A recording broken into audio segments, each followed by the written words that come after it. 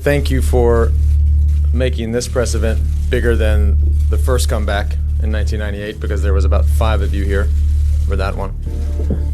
As you all know now, I have decided to return to professional cycling. Since Lance Armstrong announced his comeback to the sport, we've counted down the days to witness the resurrection of one of the greatest cycling champions of all time. Today, while riding for Team Astana, Lance's second comeback to the sport begins in Australia as the Tour Down Under kicks off the 2009 season. He faces a world-class field, including America's Team Columbia High Road, who won this race last year, and Garmin Slipstream, who hope to build on last year's successful campaign. It's the 11th edition of the Tour Down Under, next on Versus.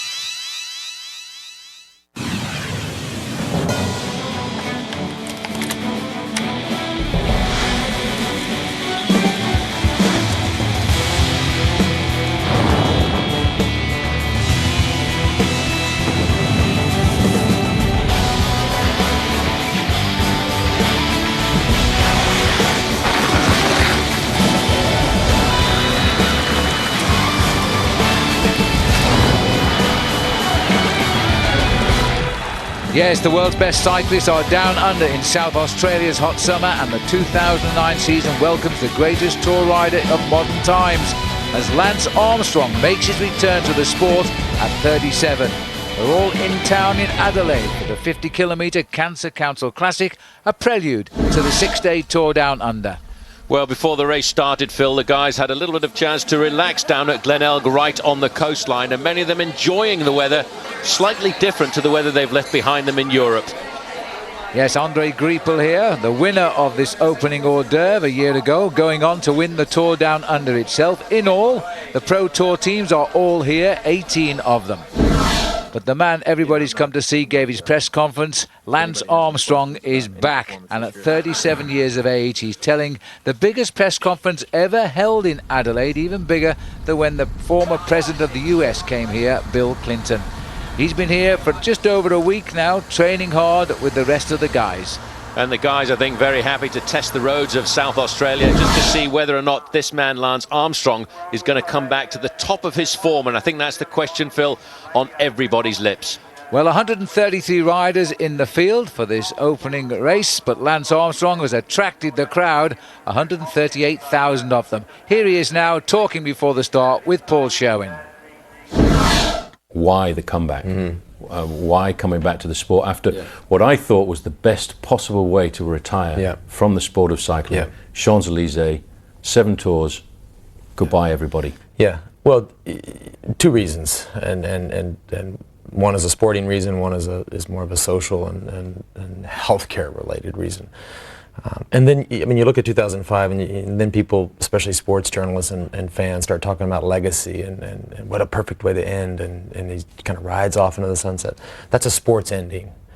But this is not going to have a sports ending. This is going to have a different kind of ending. And you know, first and foremost, and most importantly, I'm coming back to bring about exposure to this disease, to this issue, to this epidemic that you know is not unique to South Australia or Texas, United States, Asia, Africa, but to all of us. And I think that meets me rediscovering a passion for cycling. You know, this is the beginning. From a sports perspective, this is obviously the beginning of the season, but from a cancer perspective, this is the beginning of the campaign. Why the Tour Down Under? I mean, you could have started with the Tour of California, which would have been a huge impact. But you've actually decided to come to Australia. This event has been around for 11 or 12 years. I don't think, well, no, I know for a fact, we can't say in the United States that we have a major professional race that's been around that long. So I think it's a testament to Mike Turter and his team of, you know, starting very small, and all of a sudden, 10 or 11 years later, you've got a great event that's a Pro Tour event that a lot of guys want to come to, and hell, I'm glad to be here.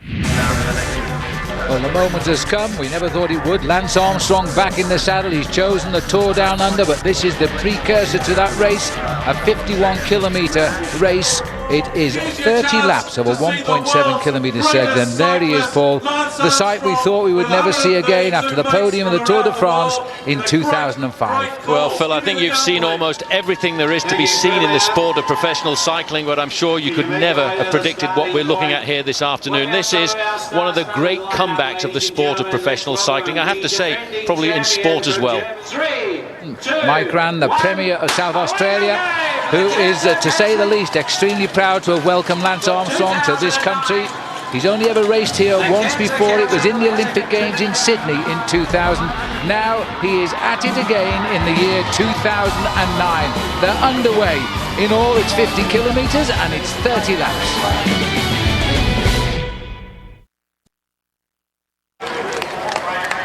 Welcome back to the 11th edition of the Tour Down Under for today's 51-kilometre Criterium. It's around Rymal Park in the streets of Adelaide. Now let me emphasise, this race does not count for the Tour Down Under. That's a race which begins on Tuesday. It's a Sunday at the moment. This is a one-off race. And Lance, I don't think will win it because it's for the sprinters as a rule. Andre Greipel certainly told us last year he was set for the big tour because he won this, and at that time he beat Mark Renshaw, who also rode well in the Tour Down Under when he got underway. He wore the leader's yellow jersey, and Robbie McEwen is also in this race, and he wants to win again. So I think we're going to see a good race, Paul, and I think we're going to see a lot of riders show a great deal of respect to Armstrong. But I think it's beyond the imagination that he will win this race. But mind you, remember his return to the Tour in 1999, he won the prologue. He certainly did, and let's not forget in the early part of his career, a quite glimpse at the back of the main field. You might have just seen George Hincapie there. Armstrong started off in the sport of professional cycling very much on a diet of city centre races like this in the United States. Criterium racing, as it's called in the United States, is a very popular form of racing over there. So he's no main bike handler himself, and if you cast your mind back to the Tour de France where he went off the road when he was avoiding Yoshiba Bolocki, he certainly does know how to handle a bike extremely well. Well, the local hero, dead centre of picture now, is Stuart O'Grady. We're not sure how his form is. He's been down here. He's a man from just literally down the road here in Adelaide. He is the ambassador of this tour since it first started 11 years ago. He's won it twice. He's been placed on 2 other occasions, and he knows the pressure's on him. Next to Lance, he got the loudest cheer when the teams were presented to the crowd about 45 minutes ago. He knows exactly what he's got to do. I think he's thinking maybe a little bit further down the line, though, this season, Phil, because he would certainly like to try and win Paris-Roubaix once again. And what a magnificent victory that was a little while back when we saw him coming out of the dust. They haven't really got themselves settled in on this circuit just yet. There's a lot of smiles, but those smiles in around about 30 minutes' time are going to change to grimaces. Well, Bodnar, the Polish rider for Liquigas, and Bowbridge of the UniSA, they're the boys throwing down the gauntlet just now. They will try and build on their advantage. It's very difficult to lap the field on a circuit like this. You can just see the 2 leaders there going under the tunnel halfway around the course. They're both working very well together, sharing the pacemaking, which is very important to do in a breakaway situation like this. The rider sitting in second position is actually using less energy than the rider in front, and you see that little flick of the arm. Well, that's an indication that he wants the rider in second position to come forward and continue to set the pace. Well, one thing that's readily recognisable now is the team tactics here of Katusha, Robbie McEwen's team. They're not allowing these two too much of a lead out. But also, this is the plan of Liquigas with Bodnar. They want the other teams to try and take up the chase, perhaps weaken the team sprinters in favour of Francesco Chicchi, who is the team sprinter. And he sat nicely back in the peloton just now. But there's been no serious move off the front because these 2 riders, Bowbridge and Bodnar, they really haven't pulled away at all. I think that's an indication that although it doesn't look as if the main field is really ripping up the tarmac here this afternoon, Phil, they are probably cruising at an average speed of around about 45 or 46 kilometres an hour, and it's very hard to build on an advantage in a situation like this. I've got it pegged at the moment at around about 11 seconds, and that's not really very much. Well, the temperature here at the moment is in the low 30s Celsius, which is in the mid-90s Fahrenheit, and it is a very warm evening indeed. The local time the race got underway was 7 o'clock in the evening, and as you can see in South Australia, the sun is high in the sky as the peloton mass here, and the riders are moving away ever so slightly, but they're not snapping the elastic. 25 laps to go as the riders go through there for what was the Skoda Sprint. as they move on. There's just prizes along the way, 4 of them on the sprint points today. Well, somebody has tried to cross the gap here, managed to slip away from the field. There is Lance, dead centre now, looking a little bit concerned. I wonder what he's telling himself inside. I feel great, I don't feel good. He's got a good number 11. That number's won the Tour de France more than once as well. Certainly has, but you might have noticed at the start, and I'm surprised you didn't pick up on it, but actually Stewie O'Grady is wearing number 51, and that's one of your yes. favourite numbers. It's one of the Tour's favourite numbers, and Stewie's won the Tour Down Under, of course, twice, but that's still to come. That's 48 hours away. This is a warm-up. I find it strange that the World Body won't grant the race a couple of extra days because they're not affecting the world calendar in January, and the riders are here anyway to recover from up to a 23-hour plane journey down to the Tour Down Under. Time then for a quick break, then we'll be back in South Australia as the Tour Down Under continues. Well, that's Pelushin, who's off to the right, and it doesn't seem as though he's going to do anything about the sprint here as Bodnar comes through. Well, Bobridge up into second position now, but watch out for Pelushin there. He's going to try and get that little bit of cash if he can. There's the acceleration just over by the barriers. Pelushin taking on Bobridge here. It's going to be pretty close, but Bodnar may be finished. No, they're going to have to give best to the youngster, the teenager. You can hear the crowd themselves recognising the sprinting of Jack Bobridge. Well, it's taken him about 15 minutes of the racing here in Australia to put his name on top. And, well, everybody's saying, Paul, that Jack Bobridge is the man of the future for Australian cycling. One thing you can't take away from him is he's a great bike racer. He's an excellent bike racer, and I think what's a real tribute really, Phil, to the Australian cycling is, although we've got 19 teams here and there 18 teams are Pro Tour teams, there are 23 Australian cyclists in this international field. On the infield is a huge crowd. On the outfield near the finishing straight, the VIP guests of the South Australian government are enjoying a wonderful evening here. I think that's Matty Heyman did the damage there in the orange jersey of Team Rabobank, pulled them all back together, a Commonwealth gold medalist for Australia at the Commonwealth Games in Melbourne. And you can see now with that slight acceleration, Phil, by Matty Heyman, that's pulled the whole of this main field back together again. Well, that shut it down. I think that's probably as well too for young Jack Bobridge to get back in the field and have a little breather here now as Garmin Slipstream start to have a little dig. There's Pelushin off to the right, looking to see who's coming through to do some of the work. Looks to me as though Graham Brown has also moved up into the offing here. Bit more urgency at the front now as we move in. We've done 1/3 distance, slightly more in fact, as Garmin Slipstream, slight change of name for that team this year, as they try to bring this race into some order as they go out on another lap. Well, Team Saxo Bank are getting themselves organised. 3 riders at the front end of the main field. That's Sanchez over on the right-hand side in the dark black jersey. But yes, I think to me the biggest organisation. Oh, look at the way these guys are cruising up and down the field. On the right-hand side, a lot of black and yellow jerseys. On the left-hand side, black and yellow jerseys. That's Team Columbia. They want to get themselves organised. But you don't want to start the train too early because you've got to keep enough power in the pack, Phil, to take up the speed in the last 2 or 3 laps. Well, the man who's just taken over from Stewie is Jens Voigt here. Looking around him, he has waited with bated breath to get back into the racing season. He just loves racing his bike, and he's trying to organise things for Saxo Bank now. There he is, pushing somebody out of the way as he tries to drive the race through the middle. 8 laps left to go. He gets some feeling of speed there as the Hurricanes just raced by. Voigt on the front, and Saxo Bank at the moment are looking pretty good. Yes, but over to the left-hand side, look at the blue and white jerseys. Those are the jerseys of Team Quickstep. Gerrit Stegemans is one of the riders in there, but they will probably be looking after their man Alan Davis, who always rides well in the early part of the season here. All of the teams now, Phil, of the big sprinters are starting to get themselves organised, but it's a little bit suspenseful now as they try to wait to take up the speed at the right possible moment to make sure that they've still got 3 or 4 riders left in the last 1.5–2 kilometres.